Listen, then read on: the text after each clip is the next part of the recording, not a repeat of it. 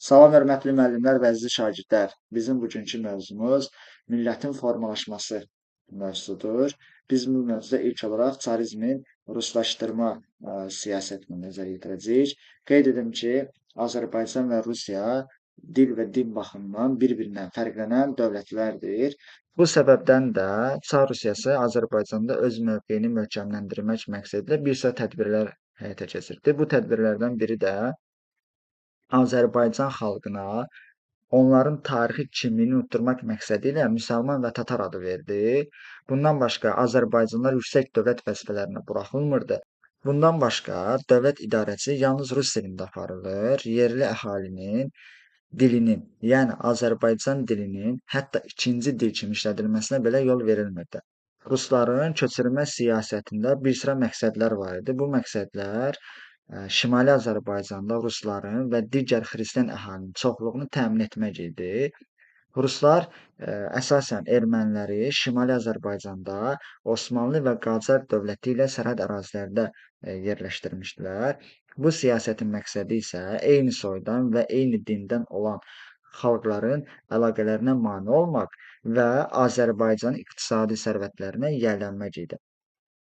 Ruslar həm də ana dilində təhsilin, mətbuatın yaranmasına və inkişafına maneələr yaradırdı. Lakin bütün bu təzyiqlərə baxmayaraq Azərbaycan xalqı öz adət-ənənələrini və milli dilini qoruyub saxlaya bildi.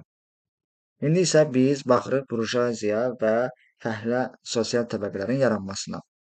Qeyd edim ki, Azərbaycanda 19-cu əsrin ikinci yarısında islahatların keçirilməsi sosial-iqtisadi həyatda bir sıra dəyişikliklərə səbəb oldu. Bu dəyişikliklər isə kapitalist cəmiyyətinə məxsus təbəqələrin formalaşmasına zəmin yaratdı. Kapitalist münasibətlərin inkişafı nəticəsində şəhərlərdə burjuaziya və fəhlə sinifi yarandı. Kəndlərdə isə yeni sosial təbəqələr, yəni qolçomaqlar və muzdurlar yarandı. Yeni ziyalı nəsil formalaşdı. Qeyd edirəm ki, bu təbəqələrin əksəriyyətində həm Azərbaycan, həm də digər xalqların nümayəndələri var idi. Bu dövrdə Azərbaycanda burjuaziyanın təşəkkülü prosesinə mane olan amillər var idi. Bu amillərə çarizm müstəmləkə siyasətini, ilkin kapital yığımı mənbələri məhdudluğunu və kəndlərdə feodal qalıqların qalmasını misal göstərə bilərik. 19-cu əsrin ikinci yarısında keçirilmiş islahatlar Şimali Azərbaycanda burjuaziyanın formalaşması prosesini daha da sürətləndirmişdir. Qeyd edirəm ki, həmin dövrdə sənaye kapitalizmin inkişafı və burjuaziyanın yaranması ilə eyni zamanda fəhlə təbəqəsi də formalaşırdı. Fəhlə təbəqəsinin formalaşması prosesinə təsir göstərən amillərə nəzər yetirək. Sosial-iqtisadi münasibətlər, əhalinin milli və sosial tərkibinin özünə məxsus xüsusiyyətləri və çarizmin müstəmləkə siyasəti ilə bağlı yerli cəhdlər. Qeyd edirəm ki, bütün bu hadisələr 19-cu əsrin ikinci yarısında Azərbaycan xalqının millətə çevrilməsi prosesinin başlandığını göstərir. Millətin formalaşması. Görək millət nəyə deyilir? Millət ümumi tarixi ənənələri daşıyan, dil, ərazi, mədəniyyət və iqtisadi həyat birliyinə malik olan insanların birliyidir. Azərbaycan millətinin formalaşması prosesinin də özünə məxsus xüsusiyyətləri var idi. 1. Azərbaycanın iki yerə bölünməsi və ərazi bütövlüyünün pozulması. 2. Şimali Azərbaycanın Rusiya müstəmləkəsi olması. 3. Şimali Azərbaycanın parçalanaraq müxtəlif quberniyalara daxil edilməsi. 19-cu əsrin ikinci yarısı və sonlarında dünyanın bir sıra xalqlarında millətin formalaşması prosesi gedirdi. Müstəqil dövləti, öz milli hakimiyyəti olan xalqlarda bu proses adətən dövlət səviyyəsində tənzimlənir və məqsədyönlü şəkildə aparılırdı. Lakin Azərbaycan müstəmləkə vəziyyətində olduğu üçün bu işdə milli burjuaziya ilə yanaşı özünün bütün qüvvə və vəsaitini sərf edən vətənpərvər ziyalıların fəaliyyətini də qeyd etmək lazımdır. Azərbaycan millətinin formalaşmasının ilkin şərtləri. 1. Mədəniyyətin birliyi və mədəni mərkəzlərin yüksəlişi. 2. Burjuaziya və fəhlə təbəqəsinin formalaşması. 3. Ziyalı təbəqəsinin formalaşması. 4. Kapitalizmin inkişafı. 5. Ümumi bazarın yaranması. 6. İqtisadi və dil birliyi. Eranın 7-ci əsrində artıq dil, ərazi və mədəniyyət birliyinə Azərbaycan xalqı malik olmuşdu. Kapitalizm inkişafı dövründə isə Şimali Azərbaycanın ayrı-ayrı bölgələr arasında iqtisadi əlaqələrin genişlənməsi, iqtisadi həyat birliyinin yaranmasına səbəb oldu. Bu isə Azərbaycan xalqının millətə çevrilməsi prosesinə təkan vermişdi. İqtisadi əlaqələrin möhkəmlənməsinin vacib şərtlərindən biri də ərazi birliyi idi.